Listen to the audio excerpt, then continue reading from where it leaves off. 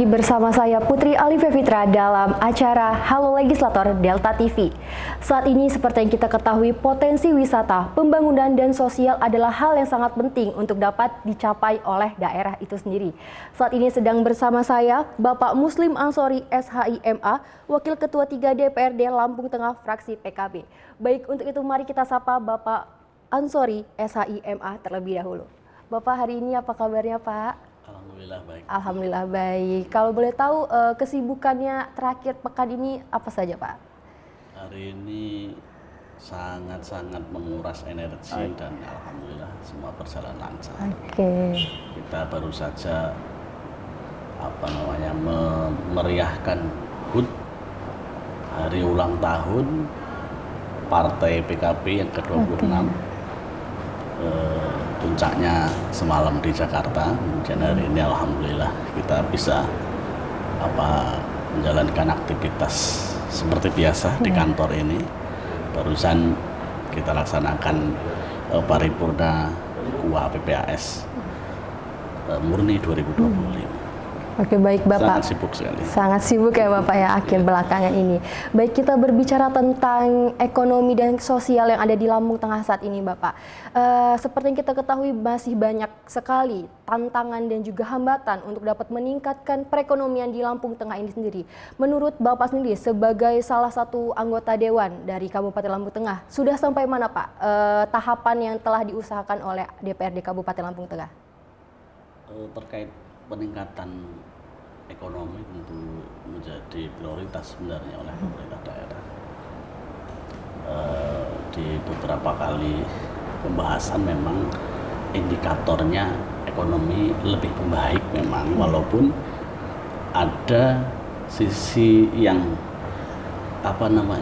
yang kurang baik, yaitu tingkat penganggurannya ternyata banyak begitu. Tingkat penganggurannya banyak walaupun sisi ekonomi baik. Saya tidak tahu apa itu. Mungkin karena di Lampung Tengah ini sektor yang paling banyak adalah sektor pertanian. Karena orang petani itu kan kalau setelah selesai menanam kemudian menunggu masa panen kan ada jeda, mereka tidak bekerja dan lain-lain, mungkin itu.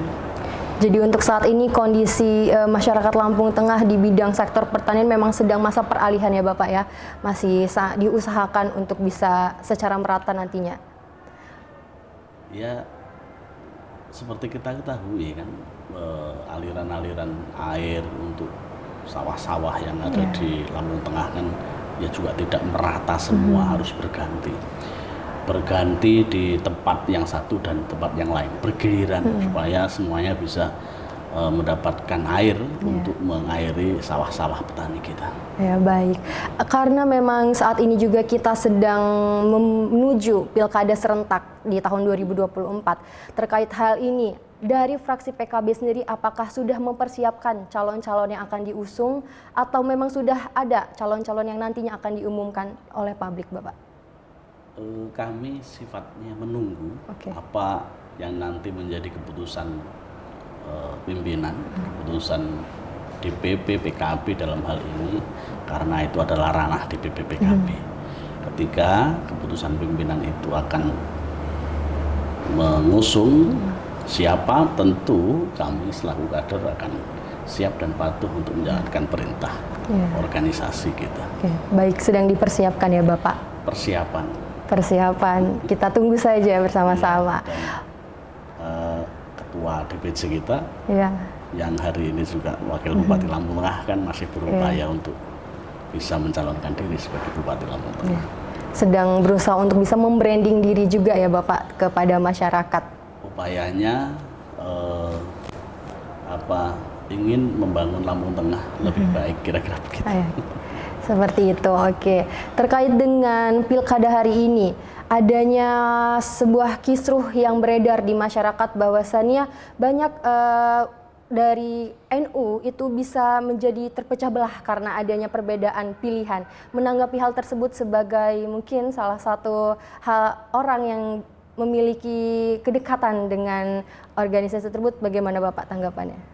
Saya tidak pernah melihat NU itu terpecah belah dalam hal urusan pilkada, karena NU sangat dewasa sekali dalam dalam menghadapi situasi seperti itu. Apalagi misalnya pilkada ini kan sudah bukan bukan persoalan yang tabu di masyarakat kita.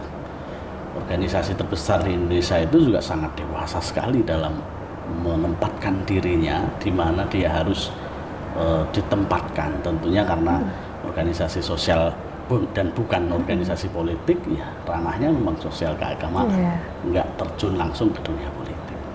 Adapun kemudian ada kader-kader ada kader-kader NU yang menjadi bagian dari politik, ya itu kan hak warga negara, karena setiap warga negara boleh dipilih dan boleh memilih, ya kan? Iya, gitu. Betul sekali. Tapi saya yakin tidak ada perpecahan di tubuh NU. Dan kita tegaskan untuk itu, apalagi Lampung Tengah, kebetulan saya hari ini diberi mandat oleh teman-teman, oleh para yai, para sesepuh untuk mendampingi Kiai Haji Asyifuddin sebagai ketua Tanfid dan saya sebagai sekretaris Tanfid NU Lampung Tengah. Kita pastikan bahwa NU baik-baik saja, tidak akan terpecah-pecah. Netralitas terjaga ya Bapak ya. Insya Allah. Karena memang dalam pemilihan itu sudah menjadi hak setiap warga negara, jadi tidak melekat untuk satu pilihan seperti itu. Baik Bapak, untuk keadaan ekonomi yang saat terjadi di Kabupaten Lampung Tengah sendiri ini kan ada banyak, contohnya UMKM yang tidak berjalan dengan lancar dan masih banyak beberapa hal yang menjadi kendala untuk para masyarakat Kabupaten Lampung Tengah untuk meningkatkan UMKM. Mengenai hal tersebut, apakah sudah ada kontribusi atau kebijakan yang telah direkomendasikan terhadap dinas terkait, Bapak? Saya pikir kita maklum bersama bahwa pasca COVID-19 ini recovery-nya memang butuh waktu. Tentunya setelah 2-3 tahun mengalami masa sulit, kemudian hari ini mulai bangkit, ada kendala wajar, tetapi tentunya tetap berusaha. Kita tetap berusaha untuk bagaimana UMKM kita berjalan dengan baik, bagaimana kemudian tingkat ekonominya menjadi lebih baik lagi di Kabupaten Lampung Tengah. Kalau rekomendasi tentu selalu kita sampaikan ke dinas terkait untuk mencari terobosan-terobosan yang baik, mencari terobosan-terobosan yang secepat mungkin untuk membantu masyarakat kita dalam meningkatkan taraf hidup, meningkatkan taraf ekonomi, agar tidak lagi menjadi hal yang menakutkan, ya. Ekonomi tidak baik, kemudian banyak pengangguran, itu kita tidak berharap itu. Kita sudah merekomendasikan kepada dinas terkait untuk segera melakukannya, langkah-langkah itu. Oke, ya. Sudah ada komunikasi ya Bapak? Ya, kita selalu komunikasi. Baik. Oke, terkait dengan hal itu, apakah sudah ada beberapa UMKM yang saat ini memang mendapatkan mendapatkan support secara langsung? Saya tentunya upaya-upaya itu setelah dilakukan oleh pemerintah daerah melalui dinas terkait, memang untuk angkanya kita tidak terlalu detail meneliti itu, tapi hasilnya sudah mulai kelihatan. Ya, hasilnya sudah mulai kelihatan, ekonomi sudah stabil lah, tidak seperti kemarin ketika masa pandemi COVID-19. Oke, baik Bapak, mungkin bisa kita lanjutkan nanti obrolan kita karena kita akan jeda pariwara berikut ini. Tetap di Delta TV.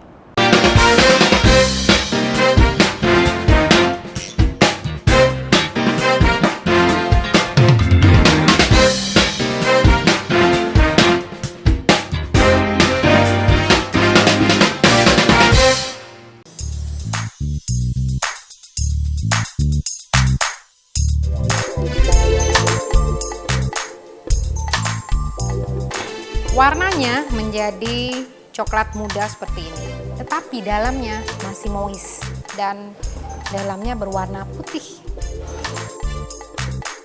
Sudah dingin baru kita kasih dekor. Nah, ini dia coconut coklat cookies saya. Yummy. Kandungan yang terdapat dalam ASI mulai dari protein-protein dan nutrisi ya, karbohidrat, protein, lemak untuk nutrisi bayi, juga mikronutrien, kalsium, mineral, vitamin, kemudian antibodi. Antibodi ini yang tidak ada di dalam susu formula. Selain itu, ASI adalah cairan yang hidup. Jadi pemberian ASI akan memberikan hal yang terbaik bagi perkembangan pertumbuhan seorang bayi manusia. Nah, tadi kan kita sudah bahas bersama mengenai pemberian ASI eksklusif serta manfaat pemberian ASI eksklusif untuk bayi. Dan sekarang saya akan kasih satu resep yang simple banget untuk Bunda di rumah bisa kreasikan untuk buah hatinya.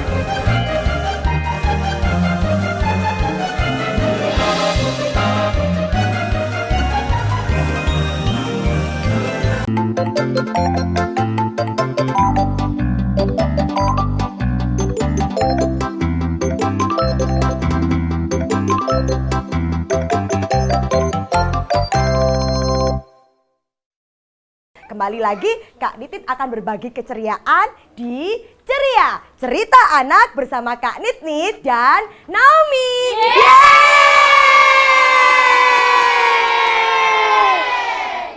Siapa yang mau main dengan Naomi?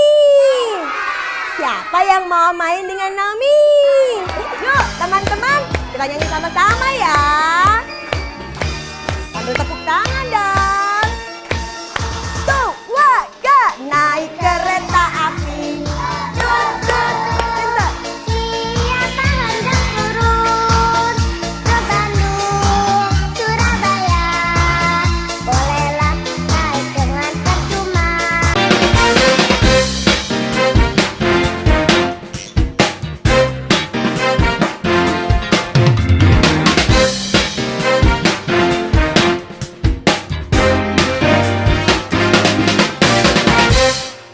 Baik pemirsa, kembali lagi dengan saya Putri Alifia Fitra dalam acara Halo Legislator. Masih bersama dengan Bapak Muslim Ansori, SHI MA, Wakil Ketua 3 DPRD Kabupaten Lampung Tengah, fraksi PKB. Baik Bapak, kita akan melanjutkan lagi dialog kita pada hari ini. Saat ini yang ingin saya tanyakan adalah tentang pemerataan kualitas sarana dan prasarana wilayah dan pelestarian lingkungan hidup Bapak. Untuk saat ini di Kabupaten Lampung Tengah sendiri sudah sampai di mana Pak tahapnya? Untuk lingkungan hidup kan Lampung Tengah memang ada wilayah namanya Terbagus ya. Terbanggi, Gunung Sugih yang menjadi pusat pemerintahan dan pusat Kabupaten Lampung Tengah. Tentu ini yang menjadi prioritas utama pemerintah Kabupaten Lampung Tengah dalam rangka penanganan masalah lingkungan hidup. Walaupun 26 kecamatan lain juga tidak bisa ditinggalkan, tapi prioritasnya adalah di situ Terbagus. Memang sedang ada proses ya Pak ya untuk dapat melakukan peningkatan di beberapa wilayah. Ya tentunya semuanya dilibatkan dalam hal ini supaya lingkungan tetap bagus, sampah-sampah tidak berserakan di mana-mana. Ya kan, tetapi kayak memang daerah Lampung Tengah ini kan bukan daerah perkotaan, ya kan. Luas wilayah juga luar biasa, sehingga ya untuk menata mengelola lingkungan hidup ini memang butuh ekstra. Ya. Terkait dengan lingkungan hidup itu tentunya perlu peran serta dari masyarakat ya Pak. Sangat-sangat diperlukan karena tidak mungkin sebuah daerah bisa mengatasi persoalan lingkungan di daerah tersebut tanpa peran aktif masyarakat. Karena kalau masyarakatnya sudah sadar terhadap kesehatan lingkungan, saya yakin lingkungan juga akan terjaga dengan baik. Gitu. Untuk tanggapan dari masyarakat sendiri, 1 tahun terakhir ini terkait dengan bagaimana kondisi lingkungan yang ada di Kabupaten Lampung Tengah. Seperti yang kita ketahui beberapa waktu terakhir ini sempat terjadi banjir di beberapa titik. Nah itu bagaimana Pak? Apakah memang adanya penyumbatan sampah yang memang tidak belum terkendali atau bagaimana Pak? Saya melihat banjir yang ada di Kabupaten Lampung Tengah ini kan banjir musiman. Setiap kali musim penghujan, saat hujannya sangat deras itu biasanya sering terjadi itu, tapi di wilayah-wilayah aliran sungai wilayah tertentu, tidak semua di kabupaten. Dan itu saya pikir selalu bisa ditangani dengan baik, tidak sampai kemudian menelan korban jiwa atau korban materi yang banyak begitu.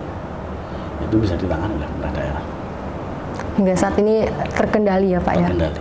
Untuk dalam hal itu masyarakat sendiri, apakah masyarakat memiliki kesempatan Pak untuk dapat berkolaborasi juga dalam mengelola hal-hal sosial tersebut yang terjadi di Lampung Tengah?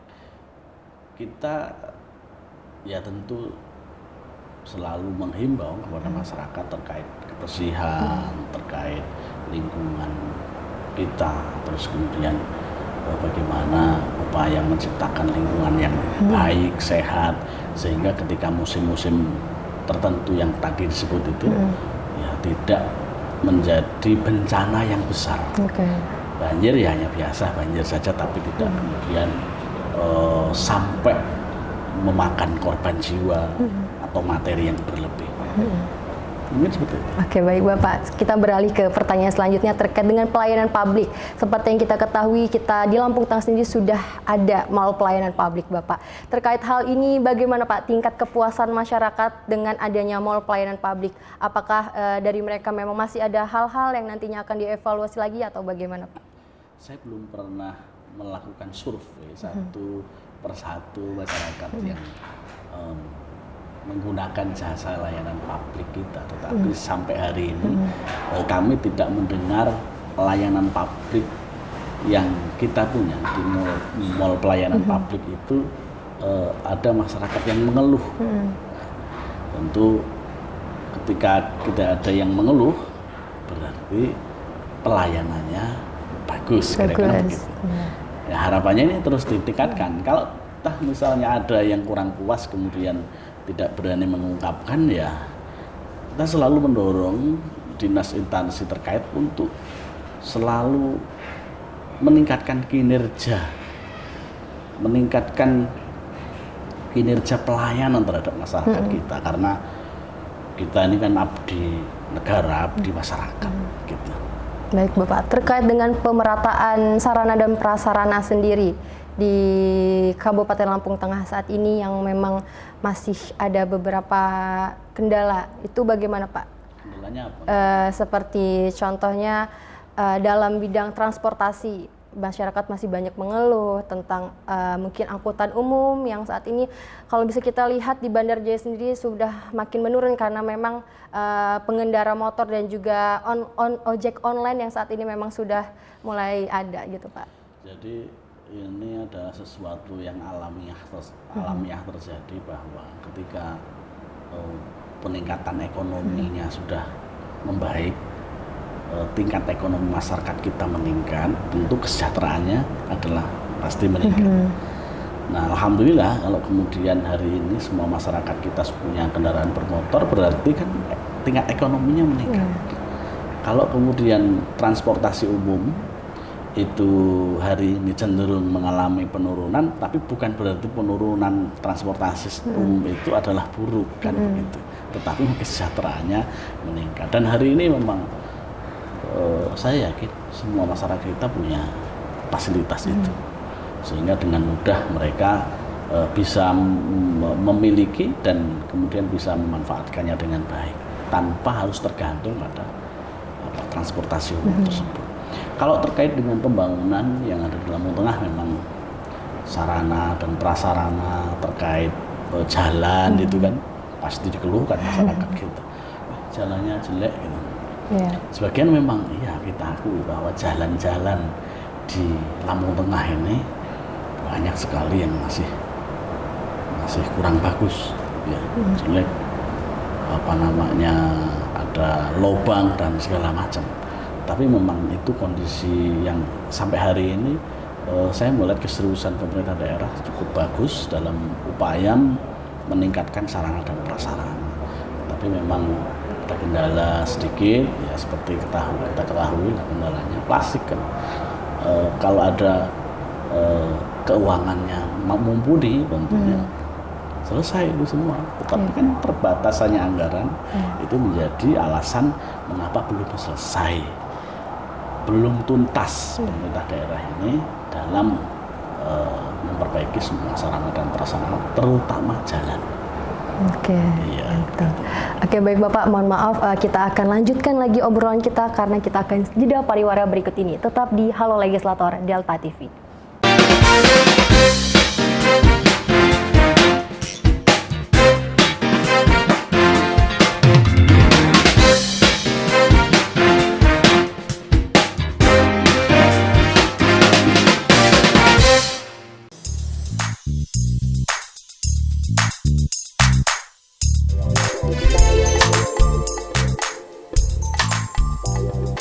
Warnanya menjadi coklat muda seperti ini, tetapi dalamnya masih moist dan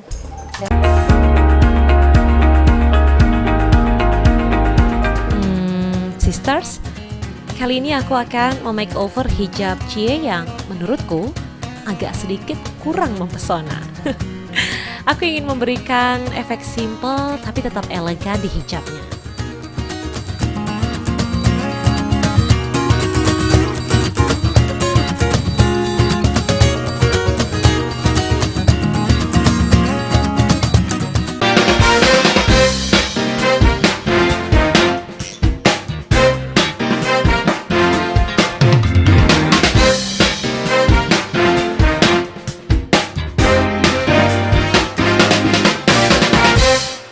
Baik pemirsa, kembali lagi dengan saya Putri Alifia Fitra dalam acara Halo Legislator. Masih bersama dengan Bapak Muslim Ansori SHIMA, Wakil Ketua 3 DPRD Kabupaten Lampung Tengah, fraksi PKB. Baik Bapak Muslim, kita kembali untuk dapat berbincang terkait dengan pastinya banyak hal politik yang saat ini sedang ramai dan bisa dibilang sedang banyak dibicarakan oleh masyarakat. Untuk PKB sendiri Bapak, karena Bapak adalah fraksi juga dari PKB, terkait hal ini, bagaimana persiapan ataupun persiapan dan juga koalisi yang telah ditetapkan oleh PKB sebelum diadakannya atau akan diadakannya pilkada saat ini Pak?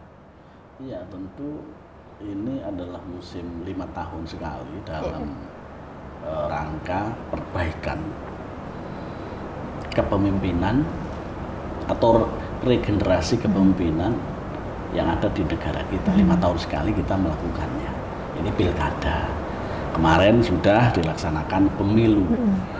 Sudah selesai pemilu legislatif, pemilu presiden. Hasilnya sudah sama-sama kita ketahui, presiden Pak Prabowo kan. Nah, kemudian legislatif juga banyak sekali legislator yang baru kemudian bisa masuk ke gedung DPRD. Dan alhamdulillah saya juga masih diberi kesempatan amanah dari masyarakat Lampung Tengah Dapil 3 untuk melanjutkan pengabdiannya di sini. Nah, dalam hal persiapan terkait pilkada, tentunya setiap partai politik punya strategi dan cara masing-masing untuk mengambil kepercayaan publik, kepercayaan masyarakat, sehingga apa yang dimau masyarakat, apa yang menjadi harapan masyarakat itu bisa Tercapai. bisa tercapai.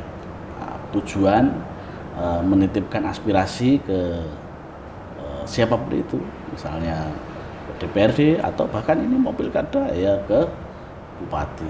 Tentu ada sebagian yang sudah puas dengan kinerja bupati hari ini, ada juga yang ya pro kontra ya. Kontra itu kan sesuatu hal yang biasa. Oke, baik.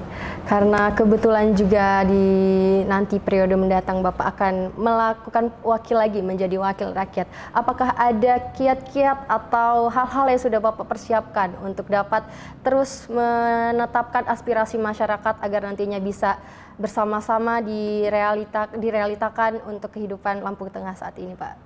Ya, tentunya kita ini kan hanya melanjutkan. Ya.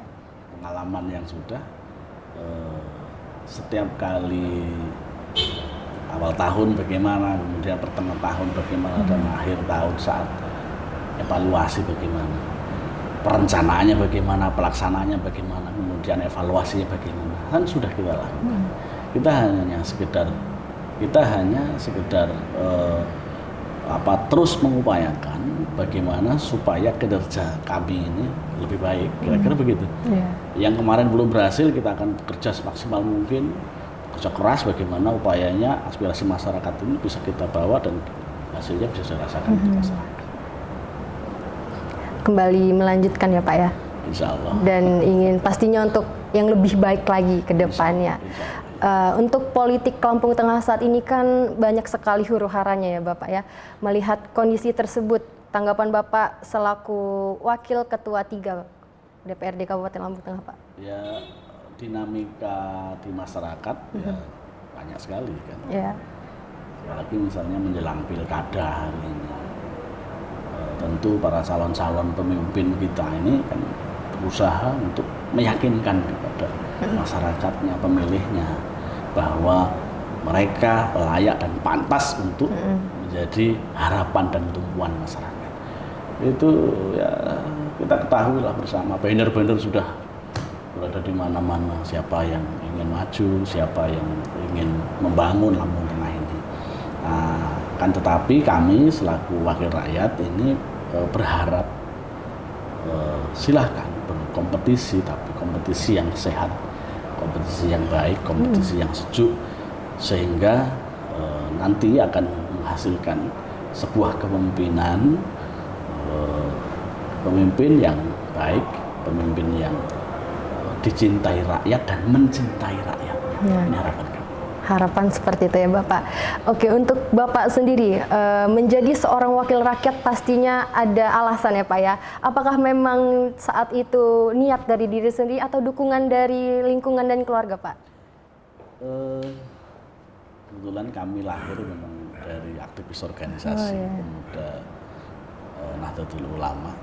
Jadi ketika melihat situasi yang ada di lingkungan kita, sepertinya kita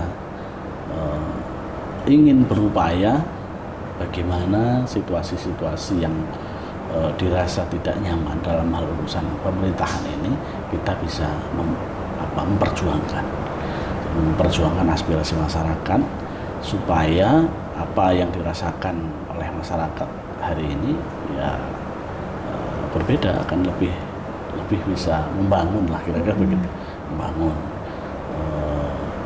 terkait dengan infrastruktur, terkait dengan ekonomi, politik, dan budaya. Tentunya tidak lepas dari kerangka bingkai nilai-nilai keagamaan. Karena Lampung Tengah ini kan ya, kategorinya masyarakatnya adalah masyarakat yang agamis. Gitu. Oke, baik Bapak, mungkin sebelum kita menutup obrolan pada hari ini, dipersilakan untuk bisa memberikan closing statement terlebih dahulu kepada para pemirsa di rumah. Silakan Bapak.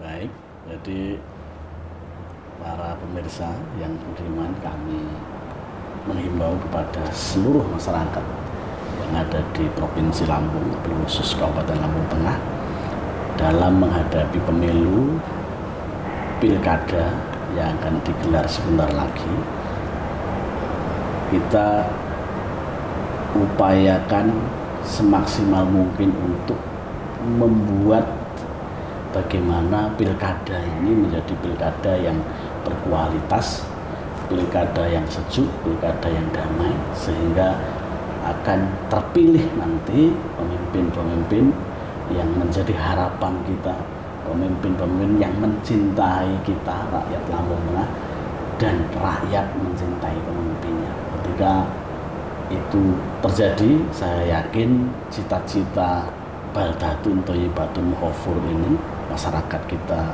sejahtera, masyarakat kita makmur, akan bisa terwujud. Terima kasih. Terima kasih. Baik, terima kasih kembali Bapak Muslim Ansori SHIMA atas kesempatannya untuk dapat berbincang dengan pemirsa Delta TV. Baik pemirsa, itulah tadi bincang kita bersama dengan Bapak Muslim Ansori SHIMA selaku Wakil Ketua 3 DPRD Kabupaten Lampung Tengah fraksi PKB. Saya Putri Alifah Fitra, pamit undur diri. Terima kasih.